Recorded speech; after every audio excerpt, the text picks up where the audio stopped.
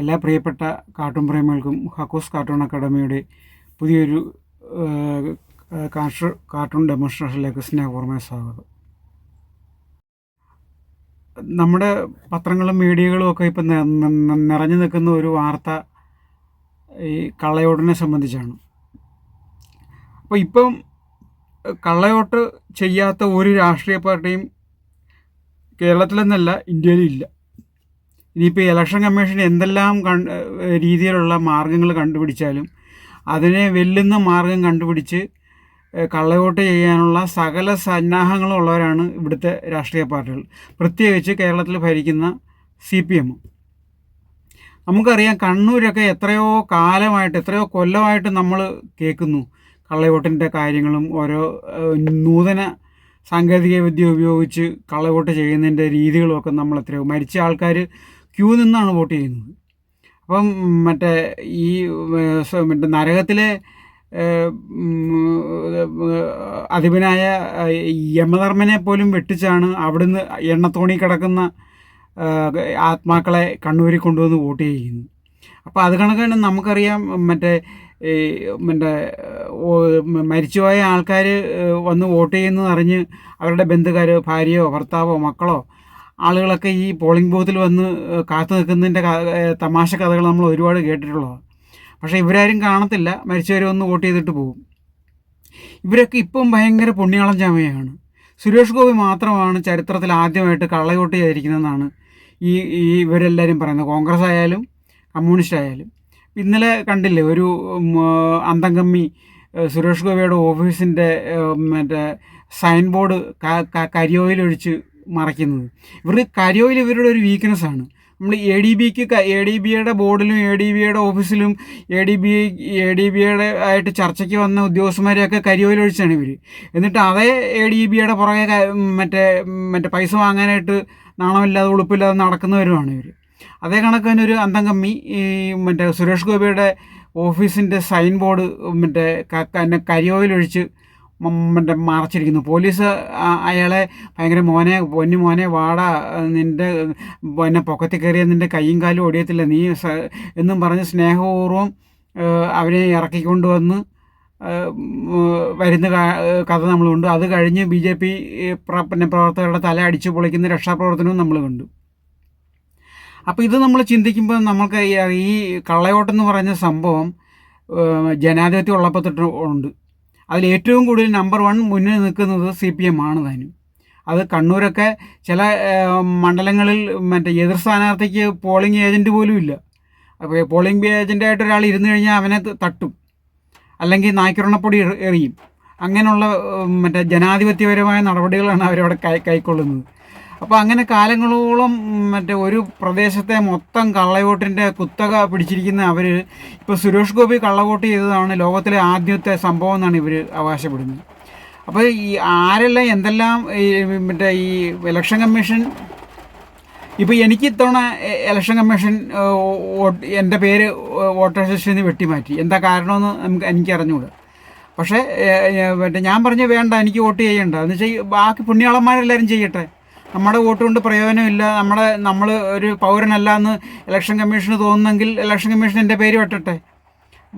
ഈ കഴിഞ്ഞ പാർലമെൻറ്റ് തിരഞ്ഞെടുപ്പ് വരെ ഞാൻ വോട്ട് ചെയ്തത്, പക്ഷേ ഇത്തവണത്തെ പഞ്ചായത്ത് തിരഞ്ഞെടുപ്പിൽ വോട്ടർ ലിസ്റ്റിൽ എൻ്റെ പേരില്ല. ഇതൊക്കെയാണ് വോട്ടേഴ്സ് ഇലക്ഷൻ കമ്മീഷൻ്റെ കാര്യം. ഇലക്ഷൻ കമ്മീഷൻ എന്നൊരു കേന്ദ്ര ബോഡി ഉണ്ടെങ്കിലും അതിൻ്റെ താഴോട്ടുള്ള ആൾക്കാരും കൺട്രോൾ ചെയ്യുന്നത് മുഴുവൻ അതാത് സ്ഥലത്തെ ഭരണക്കാരാണ്. അതായത് ഇവിടെ കേരളത്തിലെ ഭരണത്തിലിരിക്കുന്ന സർക്കാർ നിയമിച്ച കളക്ടറും അതിൻ്റെ കീഴിലുള്ള ഉദ്യോഗസ്ഥന്മാരുമാണ് ഈ പുതിയ പേര് ചേർക്കുന്നതും ഉള്ള പേര് വെട്ടുന്നതും എല്ലാം ഇവരാണ്. അപ്പോൾ സുരേഷ് ഗോപി ഇത്തവണ ഇങ്ങനെ ആയിരക്കണക്കിന് കള്ളവോട്ട് ചേർത്തിട്ടുണ്ടെങ്കിൽ അതിൻ്റെ പ്രധാന ഉത്തരവാദി ഇവിടെ ഭരിക്കുന്നവരാണ്. അവരുടെ സിസ്റ്റം ശരിയാകാഞ്ഞിട്ടാണ് ഇതെല്ലാം നടക്കുന്നത്. അപ്പോൾ അതേപോലെയാണ് ഞാൻ ഒരു രാഷ്ട്രീയ പാർട്ടി എൻ്റെ അടുക്ക് വന്ന് പറഞ്ഞു നമുക്കത് രണ്ടാമത് അപേക്ഷ കൊടുത്ത് അത് പേര് ചേർക്കുക. ഞാൻ പറഞ്ഞു വേണ്ട, അവർക്ക് താല്പര്യമില്ലെങ്കിൽ എനിക്ക് താല്പര്യമില്ല. എന്തെന്നാ ഈ വോട്ട് ചെയ്തിട്ട് ഈ കള്ളന്മാരെ ജയിപ്പിക്കാനല്ലേ. അപ്പോൾ അതുകൊണ്ട് എനിക്ക് താല്പര്യമില്ല, നിങ്ങൾ അതിനായിട്ട് വെള്ളം വെക്കേണ്ടെന്ന് ഞാൻ പറഞ്ഞതാണ്. പക്ഷേ അവർ ഏതായാലും അപേക്ഷയിൽ എഴുതിക്കൊണ്ട് പോയിട്ടുണ്ട്. കിട്ടുമോ കിട്ടുകയില്ലോ എന്ന് എനിക്ക് അറിഞ്ഞുകൂടാ. ഇനി അഥവാ കിട്ടിയാൽ ഞാൻ പോയി ചെയ്യും, അല്ലെങ്കിൽ എനിക്ക് വോട്ട് ചെയ്യണ്ട എന്നും പറഞ്ഞിരിക്കുന്ന ആളാണ് ഞാൻ. അപ്പോൾ എൻ്റെ മക്കൾ ഇവിടെ 2-3 വർഷം കുറച്ച് തെരഞ്ഞെടുപ്പുകളായിട്ട് മക്കൾ സ്ഥലത്തില്ല. അപ്പോൾ ഈ പിന്നെ വരുന്ന രാഷ്ട്രീയ പാർട്ടികളുടെ ഏജൻറ്റുമാരുടെ ഞാൻ പറയാം, അവർ രണ്ടുപേരും സ്ഥലത്തില്ല, അവരുടെ വോട്ടാരും ചെയ്യരുത്. അവരുടെ എന്നിട്ട് എതിർ പാർട്ടികൾ ഞാൻ പറയും, ഇവർ എൻ്റെ മക്കളുടെ പേര് ഇവർ വോട്ട് ചെയ്യുന്നുണ്ടോയെന്ന് നോക്കിക്കോളാൻ. അതായത് അത്രയ്ക്ക് വിശ്വസിക്കാൻ കൊള്ളാത്ത ആൾക്കാരാണ് ഇവന്മാർ. അപ്പോൾ അങ്ങനെ ഇരിക്കുന്ന ഈ അവസരത്തിൽ നമുക്ക് ഈ ഇലക്ഷൻ കമ്മീഷൻ എന്ന് പറഞ്ഞൊരു പേരേ ഉള്ളൂ. നമുക്ക് TN ശേഷൻ ഇരുന്നപ്പോൾ മാത്രമേ ഇലക്ഷൻ കമ്മീഷന് ശരിക്കും ഒരു നട്ടലുണ്ടെന്നോ പല്ല് നഖം ഉണ്ടെന്നോ ഒക്കെ നമുക്ക് തോന്നിയിട്ടുള്ളൂ. ബാക്കി ഇലക്ഷൻ കമ്മീഷൻ എല്ലാം കണക്കാണ്. അത് കോൺഗ്രസ് ഭരിച്ചാലും കൊള്ളാം, CPM ഭരിച്ചാലും കൊള്ളാം, ആര് ഭരിച്ചാലും കൊള്ളാം. CPM ഭരിക്കുന്ന സമയത്ത് CPMൻ്റെ കള്ളവോട്ട് ചെയ്യിക്കുന്നതും മറ്റേ മരിച്ചവരെ കൊണ്ട് വോട്ട് ചെയ്യിക്കുന്നതും ഒക്കെ CPMൻ്റെ പാർട്ടി പ്രവർത്തകർ. അതിന് കണ്ണടച്ച് കൊടുക്കുന്നത് ഇവരുടെ ഭരണത്തിലിരിക്കുന്ന ഉദ്യോഗസ്ഥന്മാരാണ്.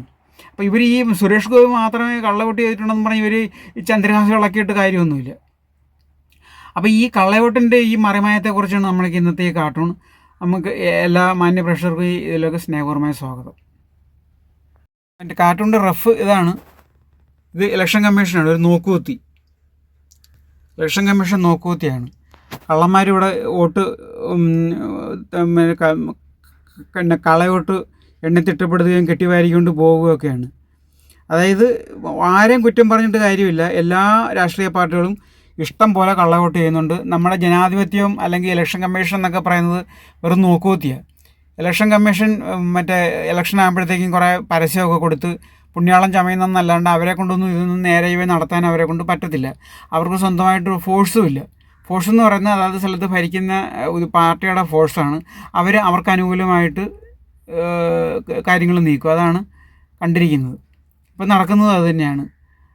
അപ്പം നമുക്ക് ഇതിൻ്റെ ഇങ്കിങ്ങിലോട്ട് കിടക്കാം.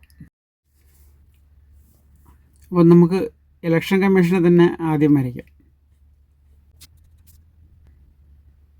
നമ്മുടെ ഈ പാടങ്ങളിലും കൃഷിസ്ഥലങ്ങളിലുമൊക്കെ കണ്ണേറ് കിട്ടാതിരിക്കാനായിട്ട് വയ്ക്കുന്ന ഈ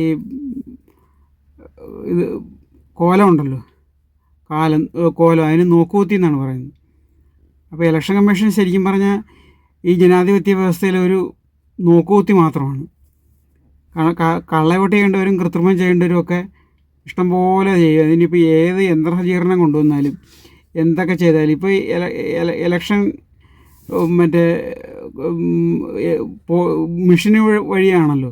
പക്ഷേ മെഷീനുകൾ വഴിയാണെങ്കിലും കള്ളവോട്ട് ചെയ്യേണ്ടവർ ചെയ്യുന്നുണ്ട്. പണ്ടത്തെ അത്ര ഇല്ലെന്നേ ഉള്ളൂ. ഇത് കച്ചിയാണ്. പണ്ടത്തെ ആൾക്കാർ ഈ കോലം ഉണ്ടാക്കുന്ന ഈ കച്ചിയും പഴയ ഉടുപ്പും ഒക്കെ വെച്ചിട്ടാണ്.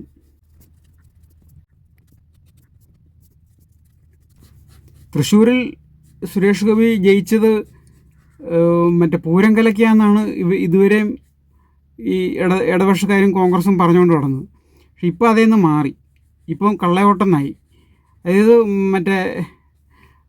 കരുവന്നൂർ ബാങ്കുള്ള തൃശ്ശൂർ പൂരം ഇതൊന്നുമില്ല. ഇതൊക്കെ ഇപ്പോൾ അപ്രസക്തമാണ്. ഇപ്പം ജസ്റ്റ് ഈ കള്ളവോട്ടം എന്നുള്ള ഒരു പദത്തിൽ മാത്രം ഊന്നി അവർ നിൽക്കുക. ഈ കണ്ണടച്ച് ഇരുട്ടാക്കുന്നതിൻ്റെയും ആടിനെ പട്ടിയാക്കാനൊക്കെ കണ്ണടച്ച് ഇരുട്ടാക്കാനും ആടിനെ പട്ടിയാക്കാനും ഇവർ ഭയങ്കര വിദഗ്ധന്മാരാണ്. അപ്പം അങ്ങനെ അതുകൊണ്ട് ഈ കരുവന്നൂർ അധ്വാനിച്ച പാവപ്പെട്ടവൻ്റെ ഈ CPMകാരൻ്റെ അടക്കം പാവപ്പെട്ട കർഷക തൊഴിലാളിയുടെയും പാവപ്പെട്ടവൻ്റെയൊക്കെ കോടിക്കണക്കിന് രൂപ കൊണ്ടുപോകുമാർ പുട്ടടിച്ചിട്ട് അതൊന്നും ഒരു പ്രശ്നമല്ല. അതല്ല ജയിച്ച സുരേഷ് ഗോപി. അതിന് ആ പ്രശ്നത്തിൽ സുരേഷ് ഗോപി ഇടപെട്ടതും സുരേഷ് ഗോപി ഒരുപാട് ആൾക്കാരെ സഹായിച്ചതും ഒന്നും ഒരു വിഷയമല്ല. അതൊന്നും ജയിത്തിന് കാരണമല്ല. അതൊക്കെ ഈ പൂരം കലക്കിയിട്ടാണ് ഇതുവരെ പറഞ്ഞത്. അതിന് ADGP അജിത് കുമാറിൻ്റെ സപ്പോർട്ടുണ്ടായിരുന്നെന്നും ഒക്കെയാണ് പറഞ്ഞുകൊണ്ടിരുന്നത്. പക്ഷേ ഇപ്പോൾ അതിനകത്തുനിന്ന് മാറി. ഇപ്പോൾ അതിൽ നിന്ന് മാറി അവർ പറയുന്നത് മൊത്തം കള്ളവോട്ടമാണ്. മൊത്തം കള്ളവോട്ടാണെങ്കിൽ ഇവരുടെ ഒരു സിസ്റ്റമാണല്ലോ ഈ കള്ളവോട്ടിന് ആളിനെ ചേർക്കുന്നതും കള്ളവോട്ടിന് ചെയ്യാനുള്ള എല്ലാ സജ്ജീകരണങ്ങളും ഒരുക്കി കൊടുത്തത് ഈ സുനിൽകുമാർ അടങ്ങുന്ന ഈ അവരുടെ പാർട്ടിയുടെ സിസ്റ്റമല്ലേ. അപ്പോൾ അതിന് ഉത്തരവാദി ഈ സുനിൽകുമാർ ഉൾപ്പെടെയുള്ളവരല്ലേ. അപ്പോൾ അവരുടെ ഭരണത്തെ വേണ്ട ഇതിന് കുറ്റം പറയാം. അവരുടെ പോലീസിനെയും അവരുടെ സിസ്റ്റത്തിനെയും അല്ല ഈ കളക്ടർ അടങ്ങുന്ന ഉദ്യോഗസ്ഥന്മാരാണല്ലോ അതിന് ചരട് വലിച്ചിരിക്കുന്നത് ഈ കള്ളവോട്ട് ചെയ്തെങ്കിൽ. അതിന് ഈ മലർന്ന് കടന്ന് തുപ്പുക എന്ന് പറയുന്ന ഒരു അവസ്ഥയാണ്. ഇവർ ഈ മറ്റേ തോറ്റെങ്കിലും ആ തോറ്റത് അംഗീകരിക്കാതെ ഇങ്ങനെ ചുമ്മാ ലൊട്ടിലൊടുക്ക് ന്യായങ്ങൾ പറഞ്ഞ് ഇങ്ങനെ ഒരു ജയിച്ച ആളിൻ്റെ ആ വിജയത്തിനെ കരിവാരിത്തേക്കാനായിട്ട് ഉള്ള പരിപാടി. ഇവർ മാത്രം ഭയങ്കര നേരസ്ഥന്മാരും. ഇവർ ജയിച്ചാൽ അത് ജനാധിപത്യം, ബാക്കിയുള്ളവർ ജയിച്ചാൽ അത് കള്ളവോട്ടും ഈ പൂരം കലക്കലും ഒക്കെയാണ്. എന്തൊരു മറ്റേ ജനാധിപത്യമാണിത്. വെറുതെ ആൾക്കാരുടെ മെക്കിട്ട് കയറുന്നത്. ഇപ്പോൾ മുമ്പ് നമ്മൾ കണ്ടു രാഹുൽ ഗാന്ധിയുടെ ഓഫീസിൽ ഇവന്മാരുടെ മറ്റേ കുട്ടിക്കുരങ്ങന്മാർ കയറി ചെയ്ത കോപ്രായങ്ങൾ നമ്മൾ കണ്ടു. അത് കണക്ക് ഇന്നലെ ഒരുത്തൻ സുരേഷ് ഗോപിയുടെ ഓഫീസിൽ കയറിയില്ല. സുരേഷ് ഗോപിയുടെ സൈൻ ബോർഡ്, ഓഫീസിലേക്കുള്ള സൈൻ ബോർഡ് മുഴുവനും കരിയോയിലൊഴിച്ച് വൃത്തികേടാക്കുന്ന ഒരു രംഗം. ഇതൊക്കെ ഒരു ജനാധിപത്യ രീതിയാണോ? ഇതൊക്കെ ഇതിനകത്തൊക്കെ ഇവർ നടപടി എടുക്കണ്ടല്ലേ ഇവരുടെ ഈ അന്തം കമ്മികൾക്കെതിരെ? പക്ഷേ അങ്ങനെ കയറൂരി വിട്ടിരിക്കുക. യൂണിവേഴ്സിറ്റിയിലാണെങ്കിൽ SFI എന്ന് പറഞ്ഞ കുറേ കുട്ടിക്കുരങ്ങന്മാരെ കയറൂരി വിട്ടിരിക്കുന്നു.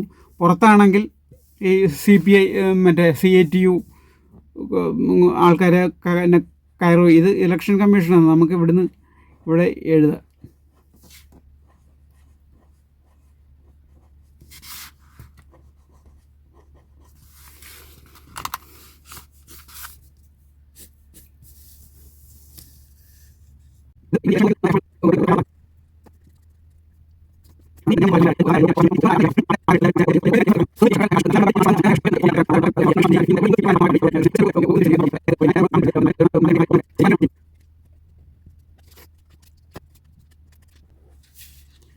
മറ്റേ ഇങ്ങേയറ്റത്ത് സ്കൂൾ കോളേജ് തിരഞ്ഞെടുപ്പുകളിലും മറ്റേ സഹകരണ സംഘം തിരഞ്ഞെടുപ്പുകളിലും വരെ കള്ളവോട്ടാണ് ഇവർ ചെയ്യുന്നത്. എന്നിട്ടാണ് ഇവർ ഈ പാർലമെൻറ്റിൽ സുരേഷ് ഗോപി കള്ളവോട്ട് ചെയ്തതിന് ഭയങ്കര കുറ്റങ്ങൾ. സുരേഷ് ഗോപി കള്ളവോട്ട് ചെയ്തെങ്കിൽ തെറ്റ് തന്നെ, അത് ചെയ്യാൻ പാടില്ലാത്തതാണ്. അത് സുരേഷ് ഗോപിയെ അതിനെതിരെ നടപടി എടുക്കേണ്ടതാണ്. പക്ഷേ ഇത് ഈ മറ്റേ ഒരു കാലം മന്തുള്ളവൻ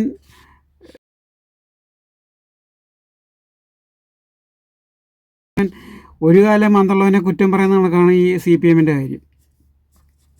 അവർക്കൊരിക്കലും ഇതിനകത്ത് കുറ്റം പറയാനുള്ള യോഗ്യതയില്ല. എന്നുവെച്ചാൽ അവർ ഇതിൻ്റെ അപ്പോസ്തലന്മാരാണ്.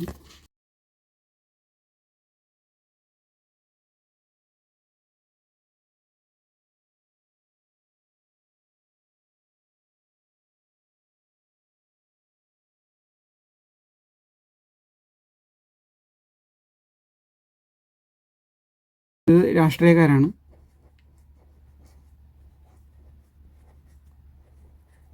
എല്ലാ പാർട്ടിക്കാരും ഉണ്ട്. അതാണ്